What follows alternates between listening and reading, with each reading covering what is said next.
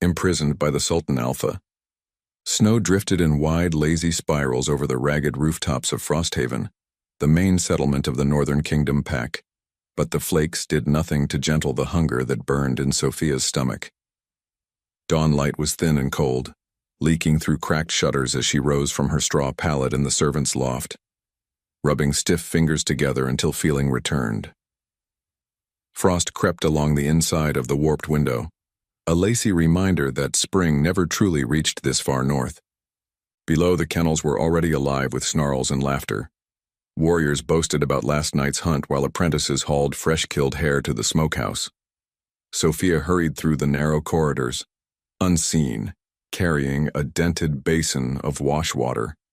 The stone under her bare soles stung like ice, and every step echoed her place in this world, wolfless, worthless, required to serve but never belong. "Move faster, ghost girl," snapped Karen, an Omega overseer whose narrow eyes held permanent contempt. He blocked the doorway, arms folded across a thick wool tunic. His wolf's voice overlapped his own in a low growl Sophia couldn't fully hear, but packmates around them reacted, proof of the bond she lacked. She lowered her head and slipped past, water sloshing against the basin's rim. Inside the main hall, the smell of roasted root vegetables mingled with wood smoke. Warriors lounged on benches, some half in fur, claws resting on the table as easily as knives. They barely spared Sophia a glance until Rurik, a junior fighter with a cruel smile, stuck a boot out. She staggered, catching herself before the basin spilled. "Careful, runt," Rurik said, amber eyes gleaming. His wolf voice rumbled silk-soft for those who could hear it. "You might drown in your own bathwater." Laughter rippled along the benches. Sophia forced her shoulders straight, set the basin at the washing station, and began scrubbing wooden bowls that were still greasy from last night. Soap stung her cracked knuckles. Overhead rafters creaked beneath the weight of hanging venison. Voices drifted through the bond lines, private conversations between human and wolf that she could never enter. Sometimes she caught a name or a hissed reprimand when a wolf grew too loud. Mostly it was a hum beyond walls she could not breach, reminding her of everything missing inside her chest. Pack law said every pup's wolf surfaced by 15 winters. Sophia had turned 18 last moon with nothing but silence. A handful of pups scurried through the hall, chasing each other in partial shift, claws skittering on stone. One paused to stare at her. "Why doesn't she have a wolf, Papa?" the child asked a guard. "Because fate forgot her," the guard answered, not unkindly, but loud enough. His own wolf snorted in agreement. Sophia's cheeks burned as she bent lower over the basin. Fate forgot me, or shielded me, she thought. She tried to imagine what her wolf might feel like, whether it would be fierce or gentle, but the idea slipped away like breath on glass. When chores paused at midday, she stole a moment outside. The courtyard was an expanse of trodden snow surrounded by palisade walls. Pines towered beyond, their branches weighed down by white. Sophia tilted her face to the sky, letting snowflakes melt on her lashes. Somewhere beyond those trees lay freedom, but she had no way to claim it. "Daydreaming again?" asked Elder Maeva, shuffling toward her with a basket of herbs. The old healer was one of few who offered kindness. Her silver hair framed a lined face, eyes bright as winter stars. Sophia offered a shy smile. "Just catching the quiet, Elder." "Quiet can be dangerous," Maeva said, lowering her voice. "Wolves sense what grows in stillness. Stay sharp, cub." Cub. The word warmed Sophia more than the wool cloak she lacked. She helped Maeva carry the basket to the infirmary, ignoring the ache in her arms. Inside, medicinal scents of pine resin and dried juniper masked the heavier odor of old wounds. Sophia arranged jars while Maeva crushed herbs. "Your aura trembles," Maeva murmured as if speaking to herself, like something cocooned. Sophia stilled. "I don't understand." "Perhaps you will when the moon deems it time." The elder patted her shoulder. "The world turns quickly, child. Keep your heart ready. The uneasy flutter in Sophia's belly followed her into the evening. Supper meant more work, pouring stew, wiping tables, fetching ale. Karen cursed her clumsiness when she failed to see his outstretched leg and slammed into a bench. Pain lanced her hip, but she clenched her teeth and said nothing. The nights were always longest when the moon was thin. She finally crawled into the loft after midnight. The other servant girls snored softly. Sophia lay awake, watching breath frost in the air above her lips. Something moved inside her. No voice, no words, just a pulse, faint as a heartbeat in the earth. She pressed a hand to her sternum. Nothing.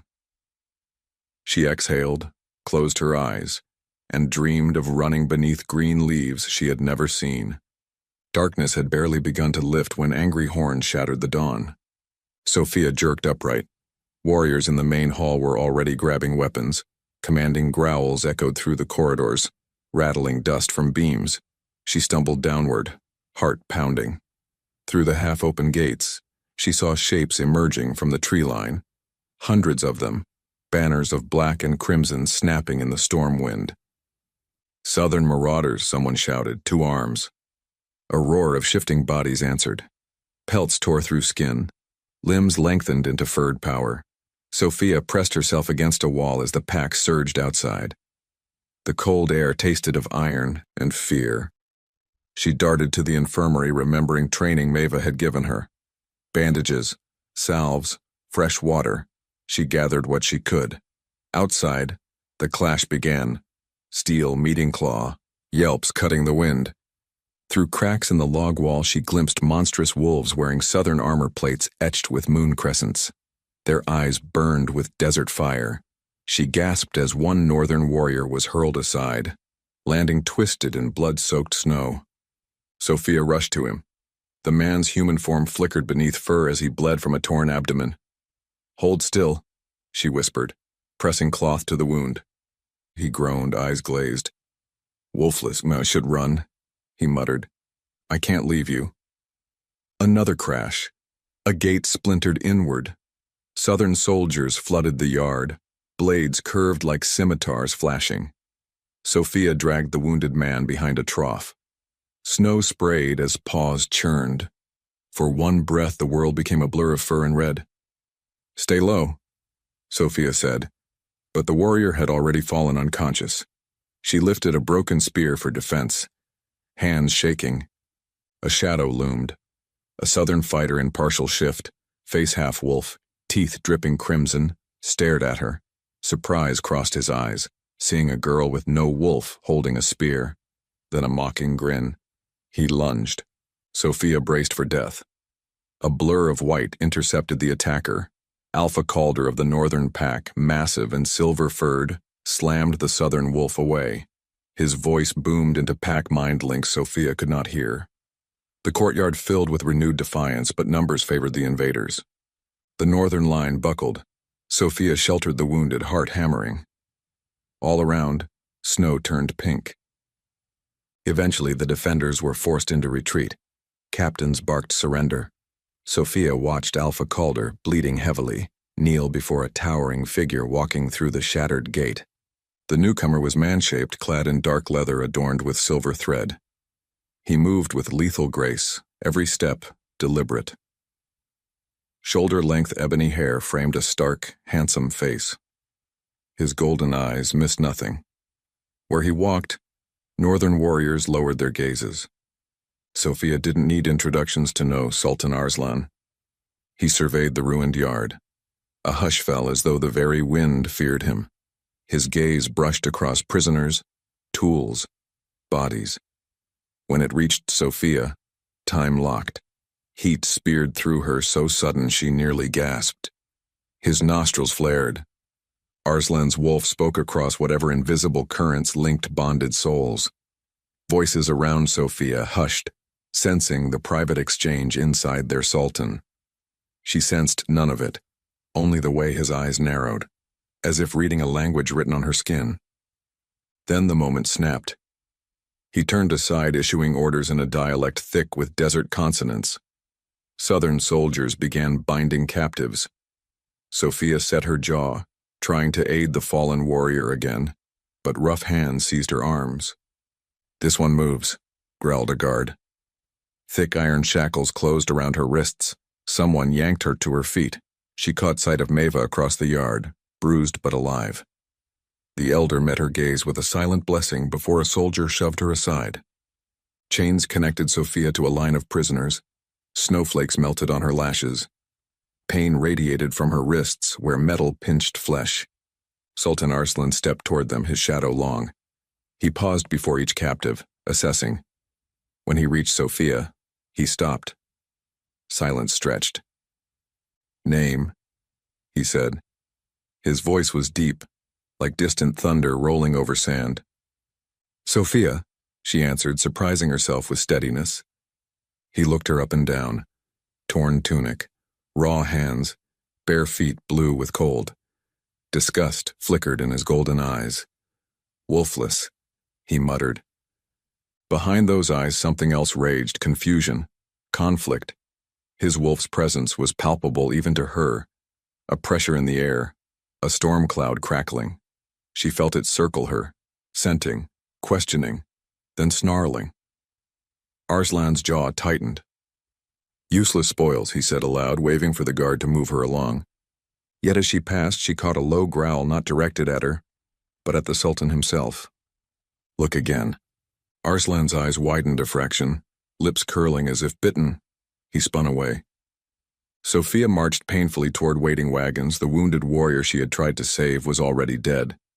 She swallowed grief, stepping over his limp hand. They were herded into open-topped carts. Chains rattled. Sophia sat between two elderly shifters whose wolves whimpered audibly in distress. Night came swift, gravid with snow. Torches dotted the column of Southern soldiers as they began the journey south. Sophia hugged her knees, the iron biting her skin. Cold settled into her marrow. Around her, captive wolves muttered internally to their other halves, sharing fear, shame, anger. She heard none of it. She had only thoughts and a strange spark beating against her ribs, stronger now, as though distance from home had woken something. "I am not empty," she told herself, though nothing answered. She closed her eyes to the sound of distant howls. Torchlight flickered across Sultan Arslan at the head of the line. He rode a black stallion, posture rigid. Occasionally, his head turned toward the prisoner cart as though magnetized, then away as though scorched. The world blurred into a long frozen trail of hoofbeats and breath. Sophia's last memory before sleep was of the moon peeking through clouds, pale and watchful. She dreamed again. A forest bathed in firelight, a shadow of a wolf pacing just beyond sight, silver dust glowing on its muzzle. It didn't speak, yet its eyes, ancient and feral, held hers, until the dream broke into splinters of dawn. Dawn found the column winding through a pass where jagged cliffs speared the sky. Frosthaven's valley was lost behind them, replaced by wind-carved stone and silence. The prisoners shivered under thin cloaks seized from their own homes. Sophia's thoughts wandered in half-sleep until a guard halted the cart to distribute waterskins. He pressed the spout to her lips. Meltwater tasted of iron from the vessel, but eased the ache in her throat. "Drink slow," muttered the guard, a broad-shouldered southerner whose charcoal-striped wolf flickered in his eyes. "Sultan doesn't want cargo dead." "Spare me the courtesy," Sophia rasped. "I'm empty, remember?" The guard's brows rose. "Empty but not quiet, eh?" He moved on, chuckling. Beside her, the elder shifter whispered, "Child, save your strength. Their tongue is swords." Sophia managed a nod. "What is your name?" "Thora," the woman answered. "My wolf is Risi. She wants to tear free, but chains of silver burn." Thora lifted her shackled wrists, red welts beneath the metal. "I hear her crying." Sophia glanced at her own manacles. They were plain iron. Silver was wasted on someone without a wolf. Bitterness pricked her. "I'm sorry," she whispered. "Do not be sorry for what you cannot change," Thora said. "Be ready for what you can." Later that day, a snowstorm rolled over the peaks, forcing the caravan to make camp in a ravine. Prisoners were tethered to a central post while soldiers erected canvas shelters. Fires sprouted, orange against slate skies. The scent of spiced venison carried on the air, stirring Sophia's belly. She huddled with Thora and several others, trying to steal warmth. Some northern shifters growled threats under their breath, but fear eroded bravado. No one shifted. Silver chains forbade it. A scuffle broke out when a wounded youth begged for extra water. A southern guard drew his blade, but a single word from across the camp halted him. Enough. Sultan Arslan approached. Snow hissed beneath his boots. He surveyed the bound captives, gaze impassive. Then it landed on Sophia again, as though pulled by invisible wire. Sophia stared back despite a rush of dread. Wind snapped his dark cloak around tall shoulders. For a moment she felt as though the storm bent around him, obeying his will. Arslan addressed the guard without looking away from her. Treat them with necessary care. No deaths tonight. The guard bowed and retreated. Arslan stepped closer to Sophia's group. Gold eyes flicked over Thora's bleeding wrists, and he motioned to an attendant. Silver keys clicked. The old woman's chains loosened a notch. Relief washed over her face. Arslan's gaze returned to Sophia. Words hovered on his lips but did not emerge. She sensed the battle inside him. Curiosity, revulsion, something hotter. Finally he spoke, voice so quiet she leaned forward to catch it. What drives a wolfless girl to stand in a war zone? Sophia swallowed. Someone had to try. Wolves or not, we all bleed. Around them, listening soldiers murmured at her boldness. Arslan's eyes sharpened. His wolf prowled just behind that stare, restless. Courage, and he said, or stupidity. Often the same, she replied before caution could silence her. An unexpected crack of amusement touched his mouth. Gone in an instant. He turned on his heel and strode away. Conversation resumed only after his shadow left the firelight. Thora let out a trembling breath. You faced the Sultan as though he were any wolf. Sophia flexed numb fingers. Maybe that's why I'm still alive. Night deepened. Guards rotated. Snow fell in fine sheets, burying footprints. Sophia could not sleep. She watched flames writhe, heard distant howls of roaming scouts. Her thoughts returned to Arslan's question, what drives a wolfless girl? The answer was simple. Hope, fragile but stubborn. Sometime past midnight, the prisoners stirred as a low, haunting melody drifted through camp, southern flute music, mournful as desert wind at dusk. It came from a small pavilion near Arslan's tent. Wolves went silent to listen. The tune spoke of loss, vast dunes, stars like burning pearls. Sophia felt tears sting her eyes without knowing why. Within that song, another pulse thudded in her chest, deeper than blood, older than speech.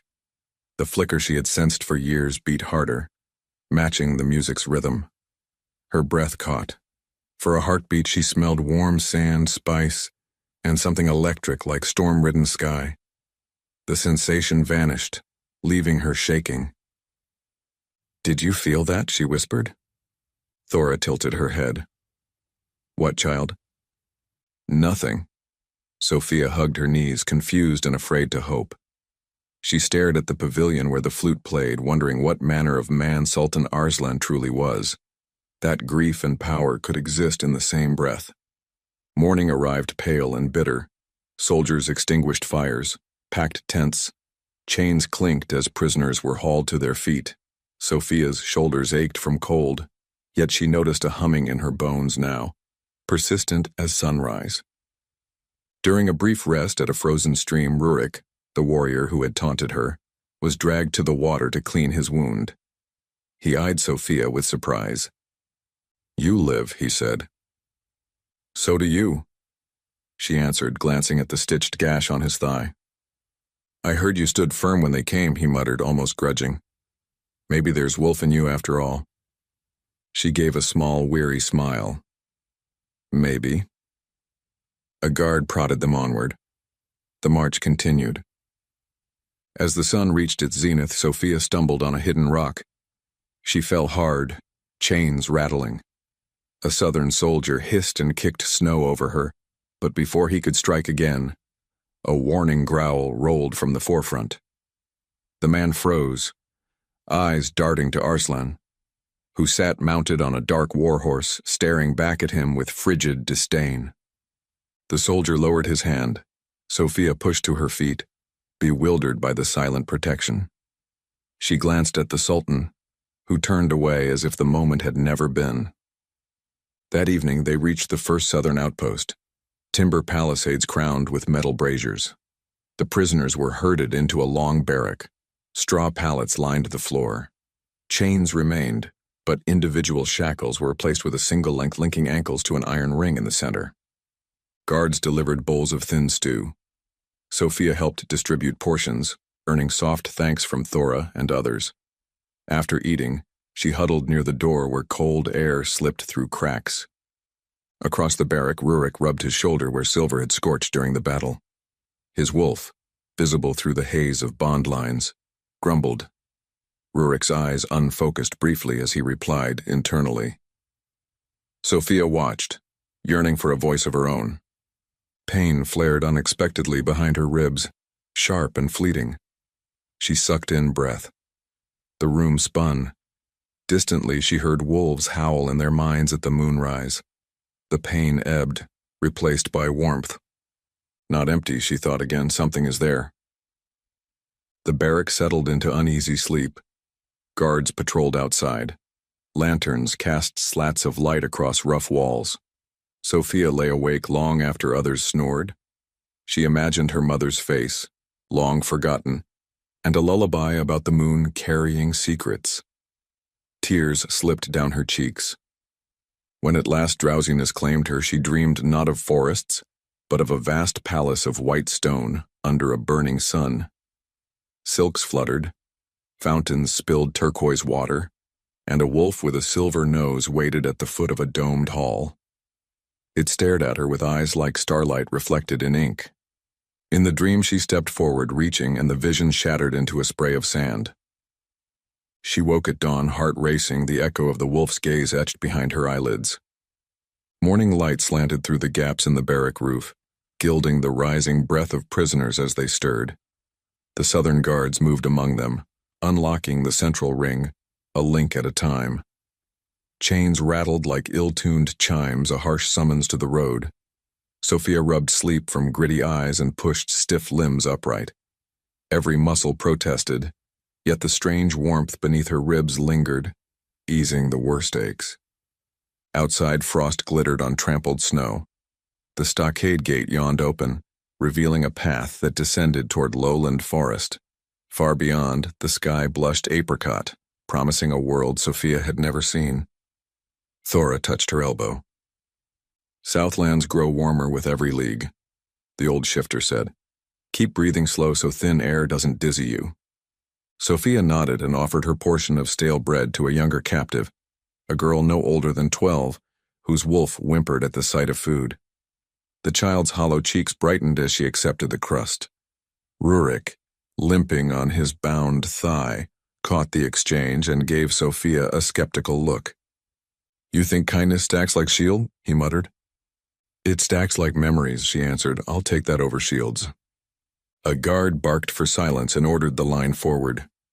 They marched single file, ankles chained, yet the pace was quicker than before. The air gradually lost its knife edge as conifers gave way to larches and snow thinned to brittle grass. By midday they halted at a stone bridge spanning a roaring river. Guards unshackled ankles for the crossing, wary of accidents that might cost them their spoils. Sophia followed the column across planks that creaked under hundreds of feet. Sultan Arslan waited at the far end, mounted again. Sunlight flashed off the silver fastenings of his cloak. He spoke with his lieutenant, Bashir, while scanning the line. When Sophia stepped off the bridge, his gaze flicked to her. Bashir noticed and frowned. In the forest beyond, prisoners began to sweat under wool cloaks. Rurik muttered curses about the weight of chains. Thora wheezed softly, chest unused to the heavier scent of budding branches. They reached a clearing where water was distributed. Sophia helped cup water for Thora, then sat on a fallen log.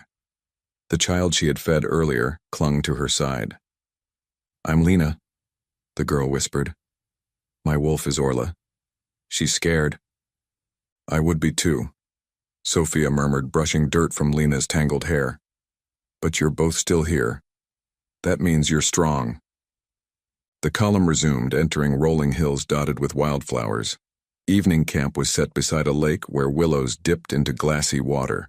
Guards stretched ropes between trees, chaining prisoners by the waist. They tossed thin blankets. Sophia offered hers to Lena and Thora and settled beside them with only her torn coat. A crimson sunset lit ripples across the lake. Instruments played near the officers' tents. String and drum, urgent and pulsing. It set Sophia's pulse racing in reluctant answer. Arslan's silhouette stood on the shore, arms folded, eyes reflecting firelight. Bashir approached, gestured toward the prisoners. Their low conversation sharpened. Sophia couldn't hear words, but tension crackled. That night a storm broke. Rain hammered tents and hissed against embers. Shadows launched from the tree line. Rogue scavengers drawn by the scent of weakened prey. Guards scrambled. Prisoners shrieked as one rogue tore into the line, snapping chains. Sophia pushed Lena behind her. Before a rogue could strike, an obsidian blur intercepted. A massive wolf, jaws clamping the attacker's throat. Lightning illuminated black fur laced with bronze, Sultan Arslan's wolf. He whipped the rogue away, bones crunching. Then he pivoted toward Sophia, hackles high, eyes glowing molten gold. For an instant, time froze. Rain pounded. Everything smelled of wet fur and copper. Her own heartbeat thundered as his gaze pinned her. Then he turned to chase another rogue. The skirmish ended quickly. 2 rogues lay dead, 3 captured, the rest vanished. Dawn broke gray over a camp, weary but intact. Sophia remembered the moment his wolf stood between her and death, gratitude warring with fear. When chains were reset, Bashir approached the prisoners and gestured at Sophia. "You come." She hesitated. Guards unlocked her manacle and marched her toward Arslan's pavilion. Inside, braziers glowed, casting a scent of cedar. Arslan sat at a low table, armor removed, a fresh scratch across his cheekbone. Bashir spoke formally. "She was nearly killed. The men say you acted." Arslan's gaze lifted to Sophia. "Leave us," he told Bashir. Silence weighed heavy. Sophia forced herself to meet his eyes. They were deep gold, restless. "You shielded me," she said. "I defended my camp."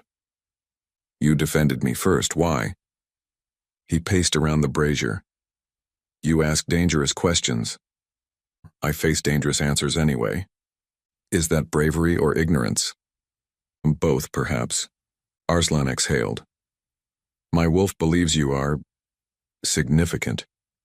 The word tasted sour. He sensed something I refuse. "I have no wolf." "You are wolfless, yes?" "Weak. Half-starved." His words cut, but his tone carried frustration more than malice. "Yet when night storms, my wolf drags me toward you. If your wolf claims I belong near you, why chain me? You think chains forged for you? They're forged for me. I lost my first mate to war. Fate would mock me by gifting another, frail as candle smoke. I will not accept it." "Perhaps fate mocks us both," she whispered. "I never asked for any bond." Arslan looked away. "Go, rest. You have another march tomorrow." Back in the barracks, Sophia shared only that the Sultan wanted to ensure no injuries. 2 more days' travel brought them out of forests into foothills where grass waved in warm breezes. Snow was a rumor behind them. Fields unfolded in gold, dotted with orchards. Sophia's skin itched beneath sun for the first time in months. Freckles emerged beside bruises. On the afternoon of the 4th day, they crested a ridge and saw Maradun, white walls, blue-tiled towers, date palms framing canals. The crowd pressed back to create a corridor for the procession. Drummers announced the Sultan's return, rhythms vibrating within Sophia's chest. The air smelled of cardamom and roasting lamb. Guards diverted prisoners toward a fortress on the eastern wall. Inside, stone cells circled a central hall. Sophia, Lena, Thora, and Rurik ended up together. When the guard turned the key, Lena burst into tears. Sophia drew her close, singing a northern lullaby. Thora added cracked harmonies. Even Rurik hummed, rough counterpoint. Footsteps approached. Bashir appeared outside the bars, lantern in hand. "The Sultan commands your presence tomorrow," he said to Sophia. "At dawn." "He sweeps up everything," Rurik said once Bashir left. "Don't cling to it. Arslan is a desert storm." "Then I'll have to be the stone he can't move." The cell grew hushed. Sophia tilted her face toward the slice of moon visible through the high window. It looked different here. Larger, tinted gold by desert air. She pressed a palm to her chest where warmth pulsed and whispered into the dark. "If you are real, speak." Only silence answered, but a thread of comfort wound through her veins, a promise without words. She closed her eyes and dreamed again of the palace of white stone, the wolf with the silver nose waiting nearer, its breath warm against her fingertips before dawn scattered the vision. The iron door groaned open at first light, flooding the small cell with a spill of torchlit corridor. Sophia rose from her pallet, smoothing dust from her skirt. Lena clung to her hand but released it after a soft squeeze of reassurance.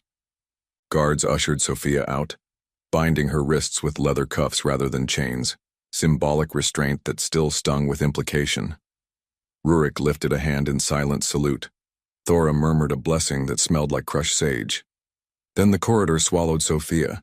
They led her through winding passages toward the palace, Meriden unfurled in layers of alabaster walls, lattice windows, and courtyards where fountains murmured under blooming orange trees. Sophia had never seen such color, jeweled mosaics along archways, rugs of crimson and sapphire, sunlight caught in patterned tiles. The city inhaled heat even at dawn, carrying spice and sand on every breath. She tried to take it in without revealing awe. Ahead, two gilded doors opened onto a long hall lined with veiled attendants and guards whose helms curved like falcon beaks. At the far end, Arslan waited upon a low dais, clad in charcoal robes stitched with silver thread. He looked carved from obsidian, motionless except for eyes following her advance. Bashir stood at his right, hands clasped behind his back. At left was a woman of striking beauty, tall, tawny-skinned, dressed in emerald silk. Her wolf flickered gold in her gaze, assessing Sophia with thinly veiled disdain.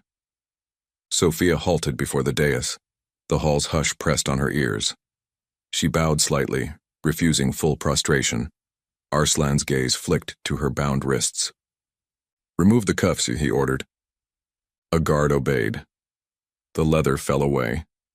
Sophia rubbed circulation back into her hands, expecting to feel relief but sensing only deeper exposure. Arslan gestured for her to step closer. "You are before my court, yet you stand as though unimpressed." "I have nothing left to protect but my spine," she said quietly. "If I bend, it will break." A ripple of murmurs traveled the hall. The emerald-clad woman's lips curved in a cold smile. Arslan's wolf voice rumbled within pack lines. Sophia couldn't hear words, but several guards stiffened. He rose and descended the dais until they were an arm's length apart. Up close, the difference in stature was startling. He radiated heat like sun-baked stone, while she felt forged from snow and hunger. "Tell me, what drives you now?" he asked. "Survival," she answered, then added, "Curiosity." "What could a palace filled with your captors possibly offer your curiosity?" "Truth, about why every step south feels like walking towards something instead of away." A flash of something, recognition perhaps, moved across his features. He glanced at the emerald woman. "Vizier Celine, you sense nothing unusual in her scent?" Celine descended, circled Sophia slowly.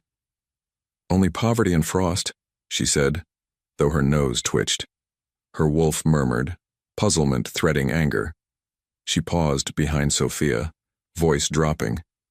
Yet there is a thread of spice beneath it, barely there but tempting. Arslan's jaw flexed. Enough, I will judge. Celine bowed, but as she stepped back, she whispered near Sophia's ear.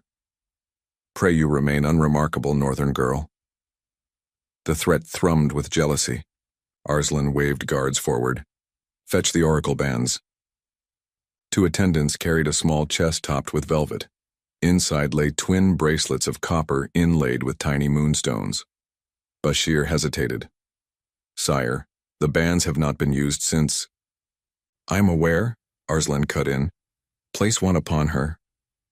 Sophia held out her arm. The copper band clasped above her wrist felt cool, then warmed to skin temperature. Arslan slid the second onto his own forearm. A soft glow shimmered over the metal, pulsing like twin heartbeats trying to find rhythm. These were forged by desert seers, he said. They reveal hidden bonds by mirroring a partner's pulse. Watch. He lifted his arm. The moonstones on both cuffs flickered, at first unevenly, then slid into perfect sync. Gasps echoed along the hall. Sophia's breath caught. The glow intensified until heat licked her veins. Deep inside, under years of silence, something stirred. Distant thunder rolling closer. Unbidden tears welled. She blinked them back, refusing to show weakness. Arslan quickly unlatched his cuff. Attendant scrambled to remove hers. He stepped back, as though the sudden nearness had scorched him. Take her to the training yard, he ordered, voice harsh. See if she can wield a blade. Bashir bowed and signaled Sophia to follow. As she left, Celine's gaze burned holes between her shoulder blades. The yard lay behind the eastern wing, a broad space of packed sand ringed by colonnades. Warriors sparred with scimitars, their wolves offering commentary through mind links Sophia could not hear. Bashir handed her a wooden practice sword. Show us basic stance, he said. She had never held a weapon beyond dull farm tools, but pride stiffened her spine. She mimicked warriors she had watched back home. Feet shoulder width, knees soft, blade angled upward. Bashir corrected her grip without cruelty. Again. She practiced until sweat dampened her clothes. Guards snickered, but she kept swinging, arms vibrating with impact. Mid-morning heat made her dizzy, yet she welcomed it. The cold of Frosthaven felt like a lifetime ago. Arslan arrived hours later, standing in shadow under an archway. Sparring halted.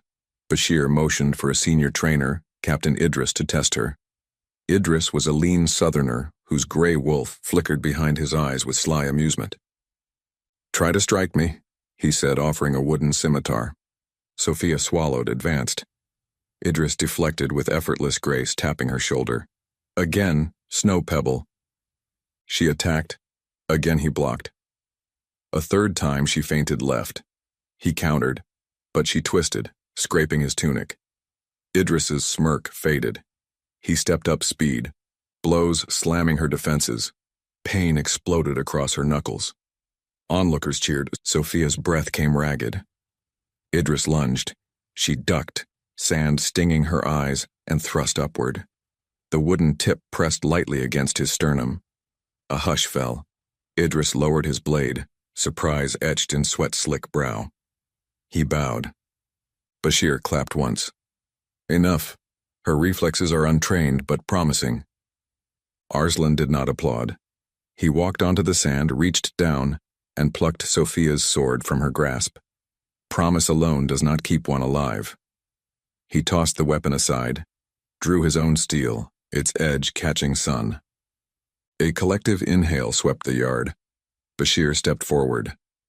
Sire. Arslan silenced him with a glance. This blade is real. One wrong move will scar. He handed her another wooden scimitar. Defend. Pulse drumming, she raised the practice blade. He attacked without warning. Sparks flew where steel met wood. The force jarred her shoulders. She staggered but pivoted away. Wolves around them called tactics within their bonds. Sophia only had instinct. The world narrowed to flashing steel and the measured thunder of her heart. Arslan pressed, testing angles. Once, twice, thrice she barely parried. Sweat blurred her vision. On the fourth strike, he knocked the wooden sword wide, stepped in, and held his blade at her throat. "Yield," he said. Sophia's chest heaved. She looked past the bright edge into his eyes. An unexpected tide rose in her, not defiance, but certainty, like stepping onto stone after years of thin ice. "No." She dropped, sweeping a leg. Arslan leapt back, surprised. Sophia rolled, caught her sword, and swung. The practice blade smacked his armored forearm. Gasps burst from watchers. The strike could not wound, but the symbolism landed deep. Arslan lowered his sword. For a moment he stared at the welt forming on his skin, then at her flushed face. His wolf surged forward. Though she couldn't hear words, she felt its roar, fierce and triumphant. Something answered inside her, a vibration so pure she almost cried out. Arslan sheathed steel. "Enough." Bashir exhaled loudly. Idris grinned, admiration shining. Arslan addressed the yard. "She will receive instruction alongside our novices, twice daily." His gaze swept to Sophia. "And quarters apart from the dungeon." He turned on his heel, cloak swirling. Celine appeared at the archway, face thunderous. She watched Arslan depart, then focused venom on Sophia before disappearing inside. Bashir approached, expression guarded. "Apparently you survive another day. Come, we will find you a room." He led her through shaded corridors to a modest chamber overlooking a courtyard of jasmine vines. A basin of water and a simple bed awaited her, along with fresh linen clothes. She asked, "May I see the other prisoners?" "Not yet." He hesitated. "Sultan will not release them until he understands this situation." "Situation? Whatever binds you two." Bashir's voice carried concern beneath duty. "He is a man shaped by loss. Do not mistake his mercy for weakness, nor his silence for peace." Sophia washed dust from her skin, marveling at the feel of clean fabric. She gazed into a small bronze mirror, studying bruises along her jaw, sun-kissed freckles newly born. Under her ribs, that warmth expanded, pulsing to a rhythm she did not understand. Late afternoon brought a platter of spiced rice and figs. Hunger won over suspicion. After eating, she wandered onto the balcony. Palace roofs shimmered under copper sun. Minarets pierced sky as call bells tolled for evening prayer. In the garden below, trainees practiced forms, wolves offering guidance. A subtle rustle made her turn. Selena leaned against the doorframe, veils shadowing her eyes. "You learn quickly," Celine said, each word dipped in honeyed poison. "But speed does not grant belonging." "I learned because I had to." Sophia kept her voice steady. "Belonging is earned, not gifted." Celine stepped closer. "We both know why you are here." "I was friend to the Sultan's first mate. I watched her die in his arms.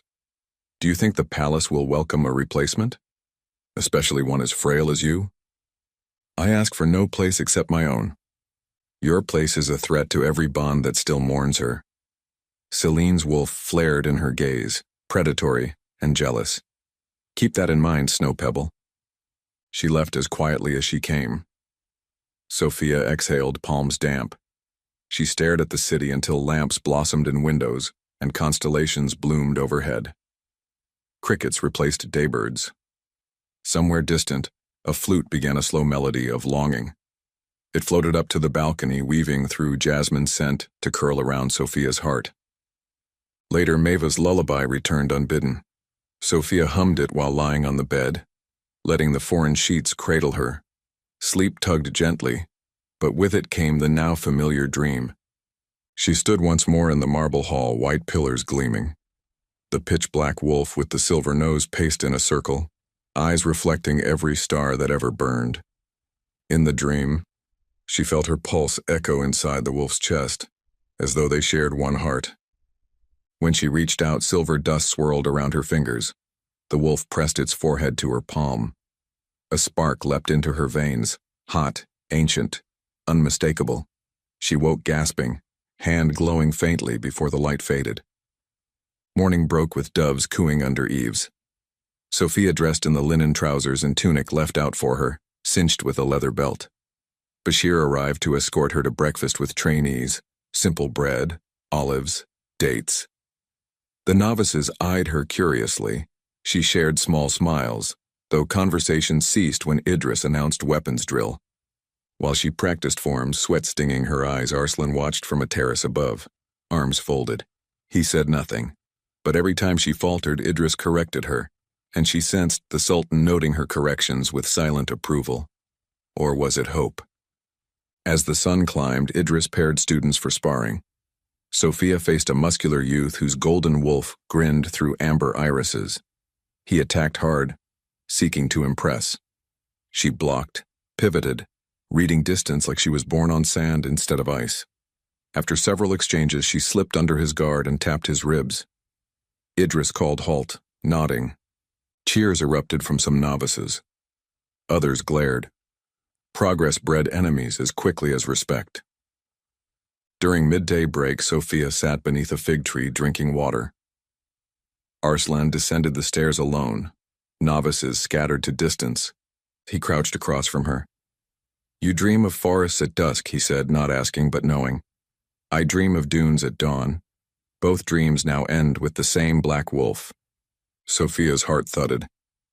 "You see it too?" "My wolf says her name is Destiny. I call her Curse." "Maybe she is both," Sophia whispered. "A curse that grants freedom. A destiny forged in chains." Arslan studied her. Sunlight bronzed the planes of his face, highlighting an old scar near his temple. The wound, she learned, that had failed to save his first mate. She reached, hesitated, then let her hand fall. Touch felt too bold. "Why tell me this?" she asked. "Because silence feeds fear," he said, "and I have had my fill of fear." He stood, extended a hand. She took it, surprised at the warmth and firmness. He pulled her to her feet. For a breath, they were closer than decorum allowed. His scent, cedar, steel, and a trace of desert wind filled her lungs. Underneath pulsed something wilder, calling across marrow and memory. Footsteps broke the moment, Celine approaching with scrolls. Arslan released Sophia, expression sealing shut. He took the scrolls, thanked Celine, and strode away. Celine's gaze cut to Sophia like a blade. Sand shifts under unsteady feet. Pray it does not swallow you. Hours later, Sophia collapsed onto her bed, body aching pleasantly. A knock sounded. Lena slipped in, escorted by a maid. The Sultan ordered younger captives relocated to servant quarters, Lena said, hugging Sophia fiercely.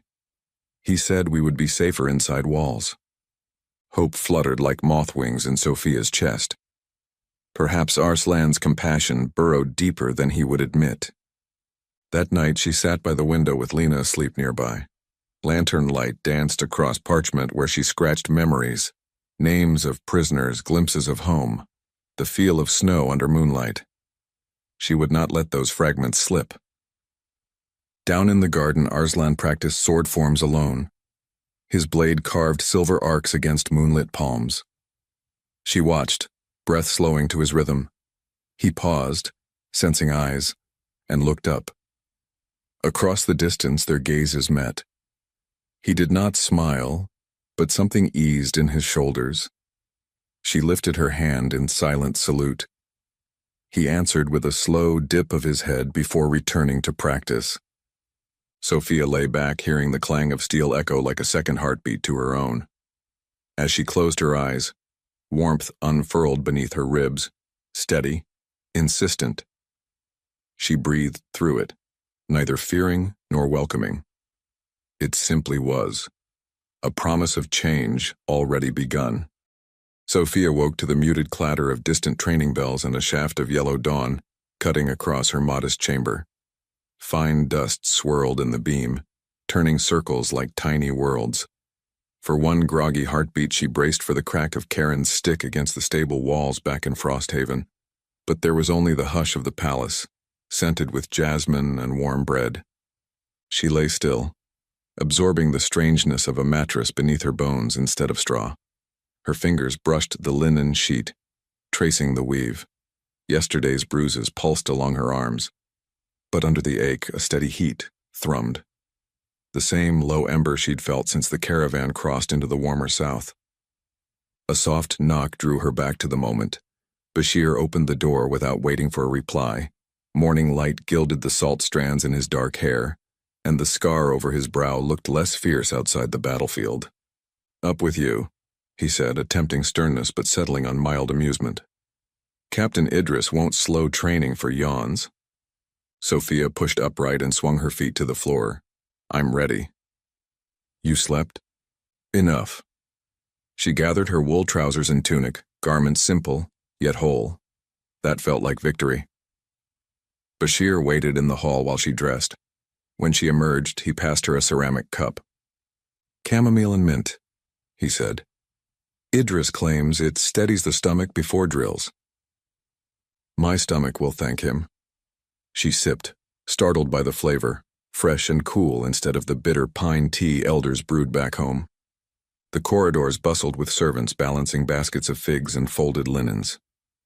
Bashir set an easy pace so she could learn the route, down a spiral stair lit by glass-slit windows, past a courtyard where citrus trees glowed orange, then through an arcade to the training yard. The sand there was the color of sun-bleached parchment. Idris waited, wooden practice scimitar resting across his shoulders. "You're late," he called, though Bashir's shadow still touched the archway. Bashir raised a brow. "The bells struck but once. Then get used to them striking twice." Idris turned to Sophia. "Warm up. Stretches first, then the forms we drilled yesterday." Sophia bowed her head, aware of other eyes following her. A line of novices, boys and girls her age, some older, watched while limbering legs. She joined the end of the row. Whispers fluttered along the line. "That's her. The northerner. They say she fought the captain 2 days after capture. Wolfless, though. Arslan favors her, that's trouble." Sophia inhaled, held the breath, and exhaled slowly. Let them wonder. She copied the stretches Idris demonstrated, feeling muscles protest before loosening. Sand shifted under bare soles. When she moved into the first blade form,